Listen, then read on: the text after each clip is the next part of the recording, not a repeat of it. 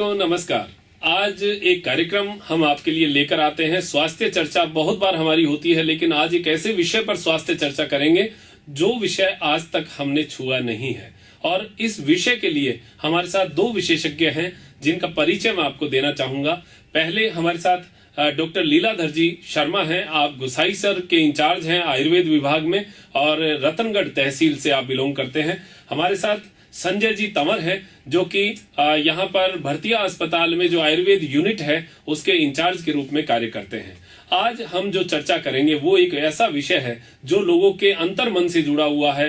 कहीं ना कहीं जब वो अगर प्रॉब्लम ये समस्या अगर शुरू होती है तो व्यक्ति संकुचाता हुआ किसी को बताता नहीं है और बड़ी ही आंतरिक मन में वेदना होती है और उसका इलाज जब करवाने जाता है तो भी संकुचित भाव से इलाज करवाता है। ऐसा एक विषय हम आज छेड़ने जा रहे हैं और उस विषय में जो हमारा विषय है उसका मैं आपको बताता हूं कि आज हम लोग जो बात करेंगे वो करेंगे पाइल्स के ऊपर, जो कि एक व्यक्ति की बड़ी आम समस्या है और उसके कारण भी कई हैं। बहुत सारी बातें होंगी। सबसे पहले हम स्वागत करते हैं हमारे साथ जो डॉक्टर्स हैं। आपका बहुत बहुत स्वागत है। नमस्कार। नमस्कार जी डॉक्टर साहब, हम आपसे बात करना चाहेंगे कि जो हमारा आज का गुदामार्गीय जो रोग है उन रोगों की क्या लक्षण, क्या मुख्य रोग है, क्या चीज है। ये लोग ज्यादातर जानते हैं कि पाइल्स होता है, लेकिन मुझे लगता है कि पाइल्स के अलावा भी बहुत सारे रोग हैं जो उसी क्षेत्र से जुड़े हुए हैं। किस तरीके के रोग आप बता सकते हैं?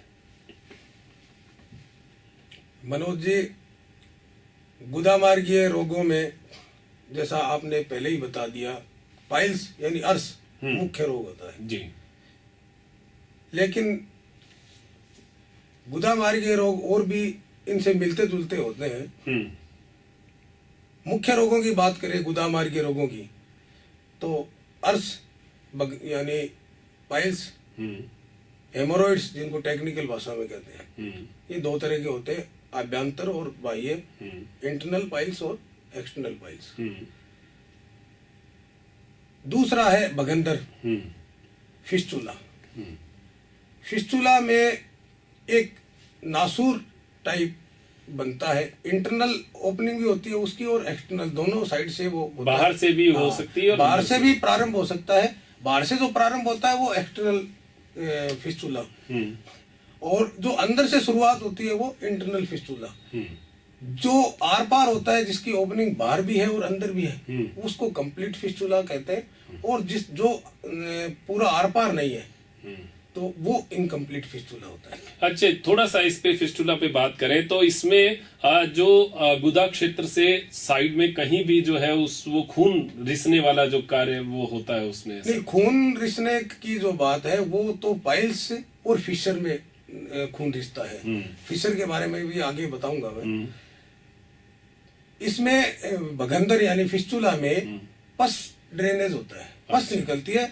अगर इंटरनल ओपनिंग है उसकी तो गुदामार्ग के अंदर से पस आएगी, और एक्सटर्नल यदि उसकी ओपनिंग है तो पहले इसकी भगंदर पीढ़ी का जिसको बोलते हैं फिस्टुलर बॉइल वो बनती है। और जब वो समय समय पर भर जाती है तो समय समय पे बाहर से ही वो ड्रेन होती रहती है, उसमें पस आती रहती है। इसकी ये विशेषता है कि वो रोगी को हाथ लगाने से स्वयं को ही महसूस हो जाती है। एक्सटर्नल ओपनिंग की जो फिस्टुला है वो इंटरनल ओपनिंग का जैसे मल में पस का देखने से और गहराई चेक करने, जांच करने से या फिर जांच करने से जी, ये एक बात हुई जी। दूसरा जो रोग है इसमें और क्या है? और इसमें जैसे मैंने बताया परिकृति का फिशर, इसमें गुदामार्ग में यदि हार्ड स्टूल पास होता है कई बार तो उसकी इंजरी से कट लग जाता है। इसको फिशर कहते हैं। ये ज्यादातर 6 o'clock पे होता है या 12 o'clock पे होता है। तो इसमें एक विशेष लक्षण मिलता है कि मल के साथ साथ लाइनिंग के रूप में ब्लीडिंग उसके साथ लगी हुई आती है, और मल त्याग के पश्चात असहनीय पीड़ा होती है, दर्द होता है। ये दो विशेष लक्षण है जी। इसके अलावा एब्रेशन, एब्रेशन में गुदामार्ग छिल जाता है, उसमें ग्रूव नहीं बनती, गहरा कट नहीं लगता, चमड़ी छिल जाती है, वो एब्रेशन होता है। वो उसको एनल एब्रेशन कहते हैं। इसमें भी फिशर के लगभग समान ही लक्षण होते हैं। और एक एनल पोलिप मांसांकुर बन जाता है। मांसांकुर बन जाता है तो उसको एनल पोलिप बोलते हैं। वो अर्श के जैसा उसका लक्षण होते हैं। उपचार के टाइम उसकी बात करेंगे जी। तो ये मुख्य रोग जो है ये गुदामार्गी रोगों में आता है। इनका जो आपने बताया कि ये रोग है, इनका मुख्य जो कारण है, आज के दिन अगर एक व्यक्ति को बताएं कि ये बीमारी है, हालांकि मुझे ऐसे लगता है कि बहुत सारे लोग इस रोग से पीड़ित हैं। इसी वजह से आपसे चर्चा हुई और इस विषय को हम लोग ओपन करने के लिए यहाँ बैठे हैं। तो बहुत लोगों को ये रोग है लेकिन वो बता नहीं पाते। उसके कुछ निवारण अगर हम यहाँ पर बता पाए तो लोगों के लिए बड़ा लाभप्रद रहेगा ये। तो इसमें मुख्य कारण आज के दिन संजय जी आप बताइए क्या रहता है? ऐसा है मनोज जी, जैसा कि अभी हमारे साथी ने बताया है कि ये गुदामार्गीय जो रोग होते हैं, इसका मुख्य कारण की अपन बात करें तो आजकल जो दिनचर्या है, हमारा आहार विहार है, ये दो इसमें बहुत ही महत्वपूर्ण चीजें हैं। सही बात है। आजकल आपने देखा होगा कि दिनचर्या लोगों की देर रात तक जगना, सुबह लेट उठना, खान पान में कोई परहेज नहीं करना, फास्ट फूड खाना, और कोई किसी तरह का उनमें तारतम्य नहीं होता कि कब क्या खाना है। न नाश्ते का टाइम है, न खाने का दोपहर के भोजन का वक्त है, न रात के सोते समय क्या खाना चाहिए, कोई पता नहीं। तो जब तक ये सारी चीजें हम अच्छे से नहीं समझ लेंगे तो इन तरह की बीमारियां हैं वो हम हमेशा फेस करते रहेंगे हमारे आगे। सही बात है। सही। तो देखिए दो तरीके की बात है। एक जगह हमारा इनपुट का मामला है, दूसरी जगह आउटपुट का मामला है। तो इनपुट तो हम लोग साफ भी करते रहते हैं, ब्रशिंग भी करते हैं, कुल्ला भी करते हैं, लेकिन जो आउटपुट का मामला है वो शायद ड्रेनेज का मामला हो गया। तो वो तो साफ रहना चाहिए। बिल्कुल।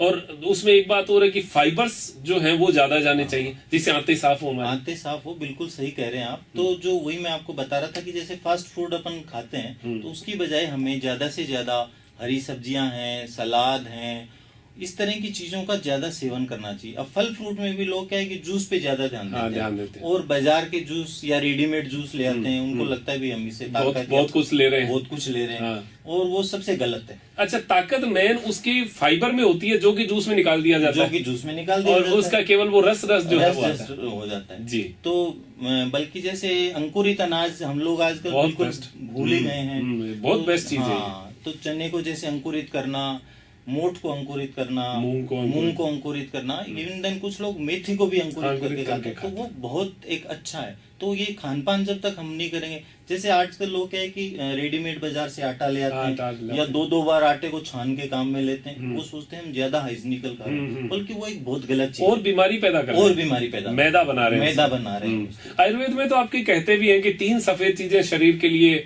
हानिकारक है, नमक, आटा और चीनी। बहुत बढ़िया, बहुत अच्छा, आप बिल्कुल सही फरमा रहे हैं। और यही हम सबसे ज्यादा आजकल ले रहे हैं जी, यही ज्यादा ले रहे हैं। चाय में चीनी बढ़ा दीजिए, आटे में नमक डाल दीजिए, सब्जी में नमक तेज खा रहे हैं, और आटे में भी मैदा खा रहे हैं। आटे में भी मैदा खा रहे हैं, जबकि मोटा आटा और थोड़ी कलर ब्राउन सा हो वो अच्छा रहता है। बुरबुरा जो होता है, जो हम बल्कि बिना छाने, मैं तो ये कहना चाहूंगा कि आटे को छान के इस्तेमाल नहीं करना चाहिए। सही बात। एक बार छान लीजिए, अगर कोई कचरा है उसको हटा के वापस डाल दीजिए। सही बात है। तो ये आपने बात कही हमारी दिनचर्या की। हम लोग देखिए, आपने जो जितनी बातें बताई अभी कि हरी सब्जियां खानी चाहिए, ये आम आदमी को किताबी बातें लगती है। बिल्कुल। हम किसी को भी कहते हैं हरी सब्जियां खाया करो, अंकुरित अनाज खाया करो, तो कहा भाई जी बेरो है मन है। तो मतलब पता सबको है, लेकिन करते नहीं।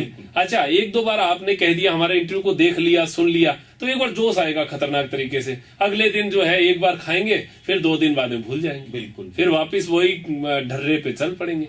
तो ये स्वास्थ्य जो है ये हमारे लिए बहुत महत्वपूर्ण है। इसलिए हमारे प्यारे दर्शकों को हम बताना चाहेंगे, ये जो बीमारी है ये नहीं होती है तब तक ये मान के चलिए आपके ऊपर प्रभु की कृपा है, और जिस दिन ये हो गई उस दिन ये मान के चलिए कि प्रभु ने अपना हाथ हटा लिया है और आपके आशीर्वाद जो है अब आपको नहीं मिल रहा है। ये बहुत खतरनाक बीमारी है। ये आ सकती है, ये किन लोगों को डॉक्टर साहब आ सकती है?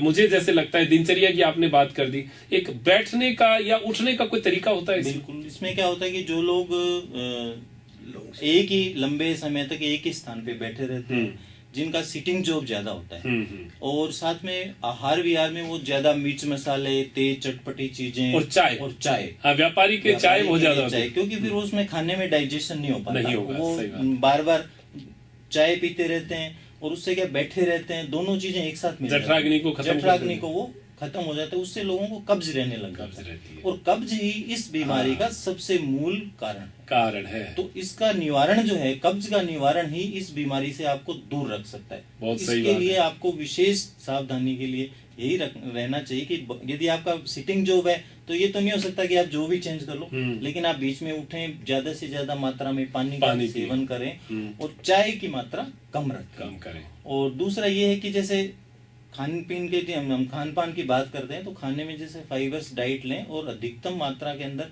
घूमना फिरना, योगा में भी जैसे कुछ इस तरह के आसन है कि खाना खाने के बाद वज्रासन वगैरह पे बैठना चाहिए, तो उसमें जठराग्नि को भी ताकत मिलती है और हाजमा दुरुस्त रहता है। अच्छा, एक दिनचर्या की आपने एक बात कही थी कि दिनचर्या अच्छी होनी चाहिए, उसमें खान पान का क्या समय का ध्यान रखना चाहिए हमें? सुबह, दोपहर, शाम भोजन की क्या क्वांटिटी रखनी? बहुत अच्छी बात, ये भी बहुत जरूरी है जानना इनको, क्या कि आजकल सुबह क्या है कि सबको ऑफिस की जैसे जल्दी रहती है, भागदौड़ बड़ी जिंदगी है, कुछ वो ऐड आ जाते हैं टीवी में कि भागदौड़ बड़ी जिंदगी में थकना मना है, लोग एक गिलास दूध पी के भाग जाते हैं, और वो एक बहुत बड़ा कारण है। सही बात। हमें सुबह का नाश्ता जो अच्छा हेल्दी नाश्ता करना चाहिए, क्योंकि हमें पूरा दिन हम वर्क करते हैं, हमारी ऊर्जा एनर्जी नष्ट होती है, तो अच्छा और पौष्टिक आहार जो है वो हमें हमारे नाश्ते में लेना चाहिए। सही बात। और इसी तरह से जब हम दोपहर का भोजन करते हैं तो एक संतुलित भोजन होना चाहिए, जिसके अंदर सभी फाइबर्स वाली डाइट हो, लिक्विड हो, दही हो, छाछ हो, इस तरह की चीजें भी हो, कुछ देर आराम हो उसके बाद। और रात का भोजन हमें हल्का लेना चाहिए, बिल्कुल जैसे दाल है तो दाल भी पतली दाल हो जिसमें लिक्विड की मात्रा ज्यादा हो, चपाती हो, कोई एक आध हरी सब्जी और सलाद जरूर हो। लेकिन आजकल आप देखते हैं होता बिल्कुल विपरीत है। हम लोग क्या है कि वर्क के लिए जाते हैं तो सुबह भागदौड़ बड़ी जिंदगी में फटाफट कुछ खा लिया, दिन में भी दुकान का काम है, ऑफिस का काम है, हमने फटाफट खाना खाया, चबाने की आदत तो जैसे हम लोग भूल ही गए। तो जब तक हम अच्छे से चबा के पूरा भोजन पे कंसंट्रेट होके अपना वक्त भोजन पर नहीं देंगे तो खाना नहीं पचेगा। सही बात। और वही हालत होती है रात को चूंकि हम बड़े आराम से घर पे आके बैठते हैं, रिलैक्स होते हैं, भी पूरी दिन में बहुत परेशान रहे, हम बहुत हैवी भारी भोजन करते हैं, दूध है, अमरस है, चावल है, भाई आज तो दिन में कुछ नहीं खाया, अब रात को दबा के खा। सही बात है। और उसके बाद हम घूमते हैं, टीवी देख लिया, आज मैच आ रहा है, बैठे हैं बिस्तर पे तुरंत लेट गए और सुबह वो खाना हजम नहीं हो पाता। सही बात। उससे आजकल वजन बढ़ रहा है, तोंद बढ़ जाती है लोगों की, वो तो टमी के ऊपर ही जाके जमा होता है, और उसके बाद सुबह उनको परेशानी होती है, ये कब्ज जैसी भयंकर बीमारी है वो इसी से होती है, और फिर इस तरह के रोग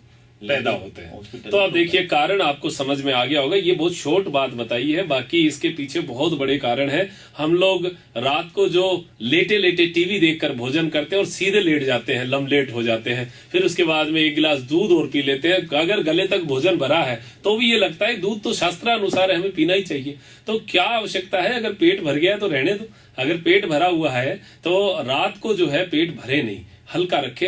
आप डॉक्टर साहब वैसे देखिए समझदार सभी हैं, पहले देगजी में कुछ भोजन बनता था तो इतनी जगह खाली रखते थे, बुजुर्गों को पता था कि देगची में इतनी जगह खाली रहेगी तभी वो पक के फूलेगी, तो जगह चाहिए। तो हमारे आमश्य में वही बात है, बिल्कुल बुजुर्गों को पता था, हाँ, हम लोगों को नहीं पता। उन्होंने हमारे आयुर्वेद में बताया गया है कि यदि आप भोजन कर रहे हैं तो आपकी जो आहार की थैली है उसको उन्होंने 3 भागों में बांटा हुआ। एक यानी कि जितना आपकी थैली है उसको आधा भाग ही भोजन से भरिएगा, दूसरे जो आधे भाग है उसको 2 जगह बांट दिया, वो आधा पानी के लिए और आधा हवा के लिए, ताकि वो उसको पचा सके। लेकिन स्थिति जैसे अभी आप बता रहे थे कि पूरा हम यहाँ तक भर लेते हैं और फिर ऊपर से दूध भी पी लेते हैं, तो वो हजम नहीं होता और फिर अजीर्ण की अवस्था के अंदर बहुत सारी बीमारियां पैदा होती है। सही बात है। ये हमारी हुई के कारण क्या था, और ये इसके लिए पाइल्स के लिए मुख्य कारण हमारे पास आ गए।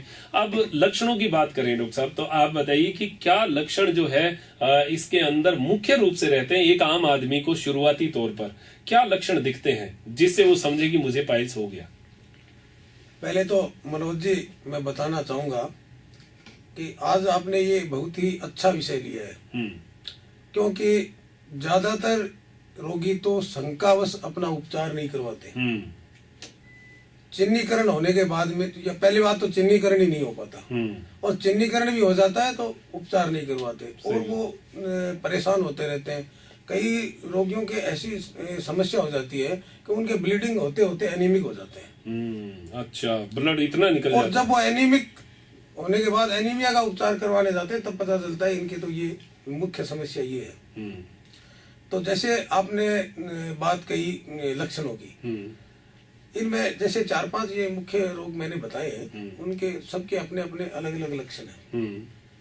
अर्श की बात करें, पाइल्स की, पाइल्स में एक पाइल्स मास बनता है, पाइल बॉडी बनती है, उसकी भी 3-4 स्टेजेस होती हैं। कुछ लोगों के ये भ्रम होता है कि पाइल्स बाहर है, जबकि शुरुआत अंदर से होती है। अंदर के पाइल्स पहले बनने के परिणाम स्वरूप ही एक्सटर्नल पाइल्स बनते हैं। शुरुआत में एक्सटर्नल पाइल्स किसी के भी नहीं बनते। तो जैसे इंटरनल पाइल्स बन गया, अभ्यंतर अर्श बन गया, तो उसमें ब्लीडिंग होगी।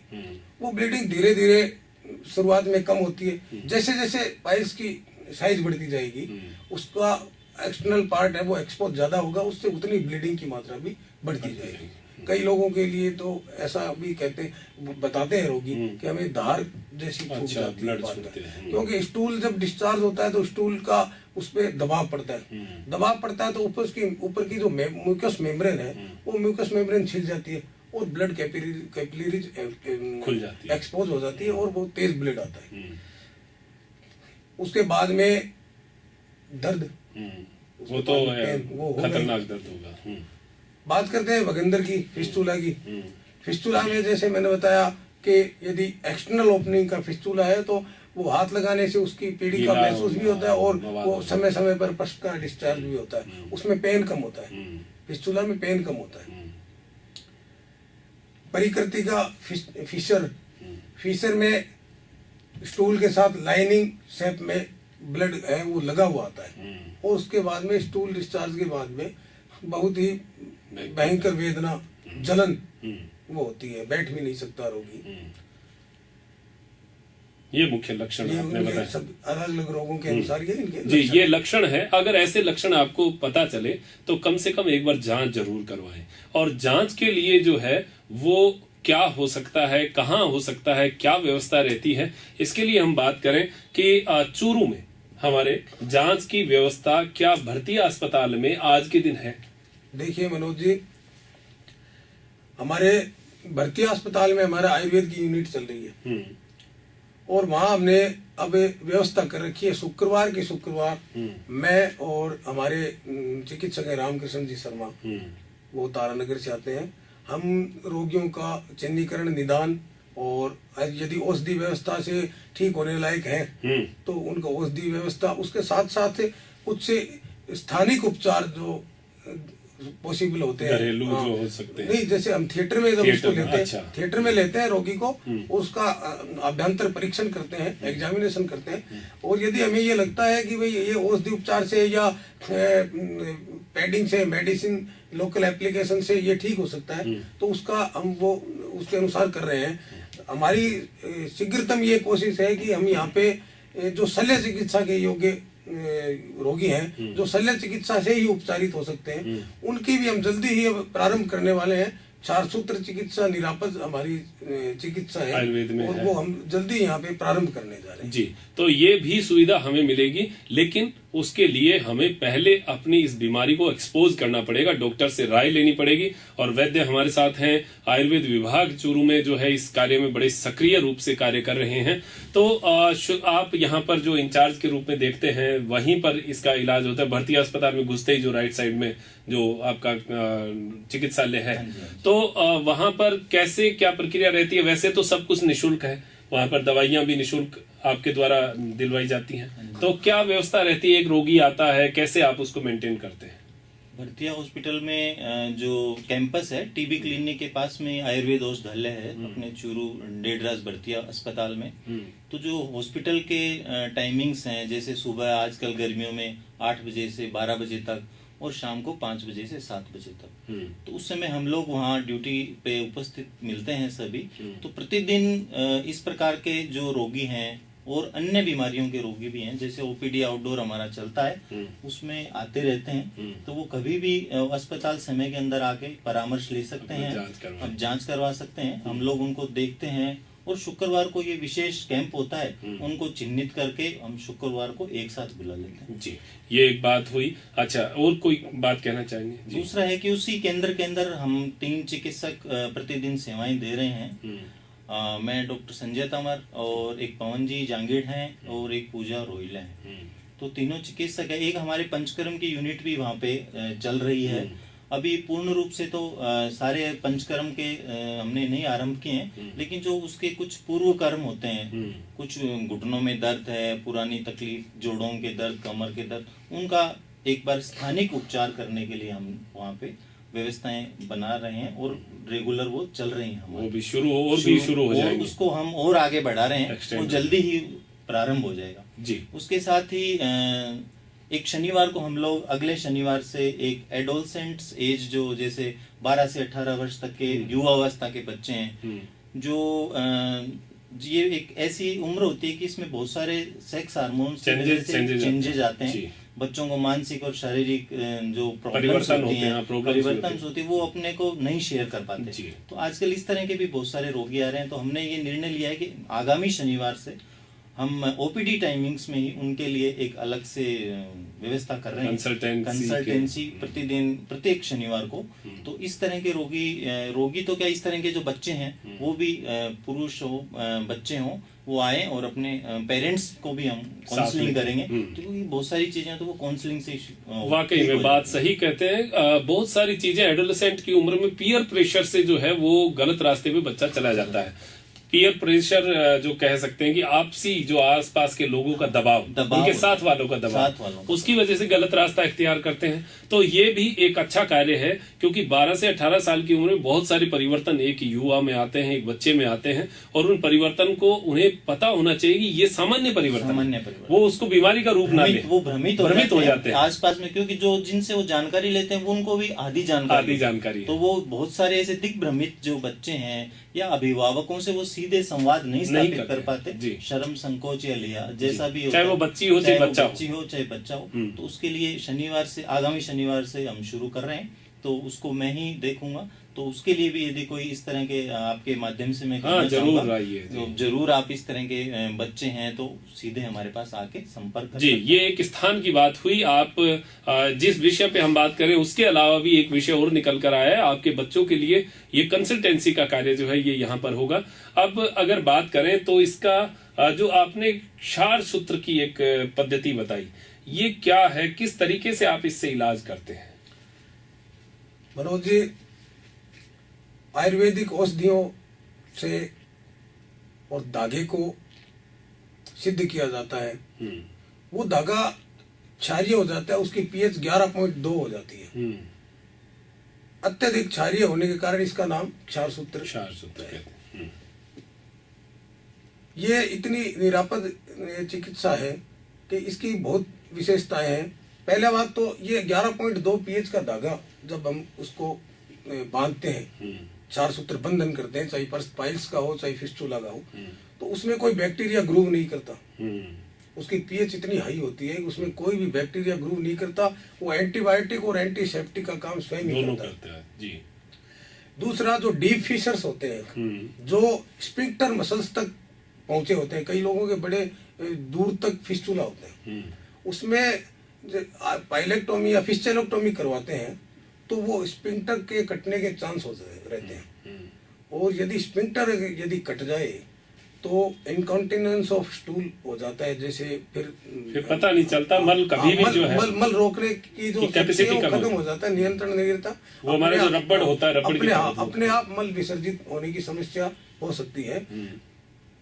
तो ये क्षार सूत्र यदि उसके बांधेंगे तो कितना भी डीप फिस्टुला हो तो वो धीरे धीरे उसको कटिंग करता हुआ आएगा और शरीर उसको हील करता हुआ आएगा। अच्छा, पीछे से हीलिंग होती है और रस्सी जो है वो सूत्र इकट्ठा होता है। क्षार सूत्र हम सप्ताह में एक बार बदलते हैं। अच्छा, उसको चेंज करते रहते हैं, क्योंकि उसकी वो एल्केनिक जो मीडिया है वो धीरे धीरे खत्म हो जाता है, तो वो फिर हम उसको परिवर्तित कर देते हैं। उसी रूट में से दोबारा नया धागा फिर वो देते हैं, और वो धीरे धीरे शॉर्ट होता जाता है, फिस्टुला कटता जाता है। अच्छा। और साथ साथ हील भी हो जाता है। हील भी हो तो जाएगा। ये एक निरापद चिकित्सा पद्धति है। 4 सूत्र ये पाइल्स में अलग तरह से बांधना पड़ता है, फिस्टुला में अलग तरह से, वो एक अलग बात है। पोलिप में अलग तरह से बांधना पड़ता है।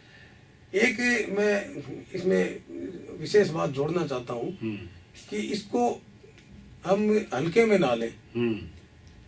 अल्डर स्टेज और वृद्धावस्था के जो लोग हैं और उनके यदि पाइल्स हो जाते हैं तो उनके पाइल्स के अंदर, इंटरनल पाइल्स में ब्लड के थ्रोम्बस बन जाते हैं, थक्के बन जाते हैं, और जो सिग्मोइडल कार्सिनोमा या रेक्टल कार्सिनोमा जिसको कहते हैं, इसमें भी परिवर्तित होते हुए कुछ लोगों के देखा गया है पाइल्स। इसलिए मेरा सभी से ये संदेश है कि इस व्याधि को, इस बीमारी को कोई भी छुपाए नहीं और समय पे अपना उपचार इलाज करवाएं। वाकई में ये संदेश हम देना चाह रहे थे आपको कि आप अगर ऐसी किसी बीमारी से ग्रसित हैं तो आपके पास टीम बैठी है, इलाज भर्ती अस्पताल में होता है। आप अपनी एक बार जांच जरूर करवाएं। शुरुआती स्टेज में शायद इसको क्योर दवाइयों से भी किया जा सकता है। हाँ, पाइल्स यदि उसमें स्टाल्ट नहीं बने, पाइल्स बॉडी यदि पूरी नहीं बने, इनिशियल स्टेज का है, तो हम कुछ दवाइयां ऐसी लोकल अप्लाई करते हैं या थोड़ा कंप्रेस्ड कर देते हैं उसको।